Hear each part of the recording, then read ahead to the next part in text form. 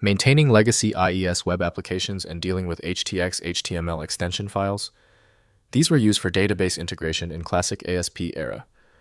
I'm Evan Brooks, Certified Support Engineer, and I'll explain how to view and migrate these IIS HTML extension files to modern technologies. Just a reminder, the whole point of the final segment is to show you the efficiency of using one specialized HTX file analysis tool that eliminates the need for dozens of format-specific utilities. A web developer or server administrator encounters HTX files when managing a legacy website hosted on Microsoft's Internet Information Services, IIS.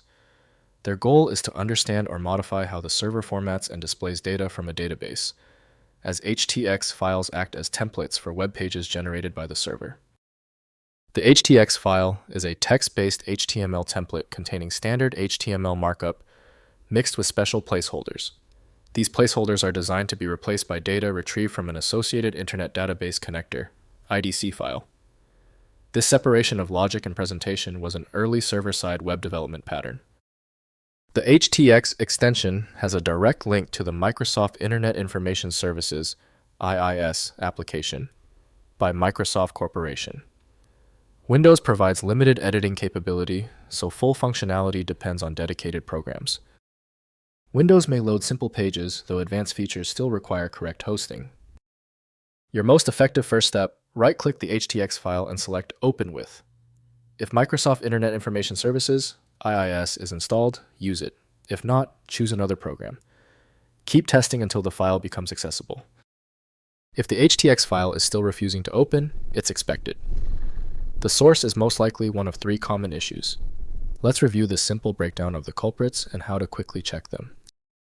First, viewing in text editor. Open the HTX file in any text editor like Notepad++, VS Code, or Sublime Text.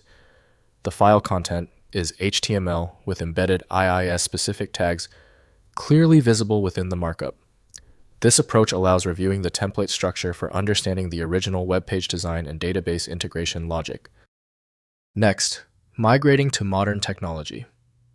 Recreate HTX template functionality using modern web technologies like ASP.NET Core Razor Pages or Node.js with Express.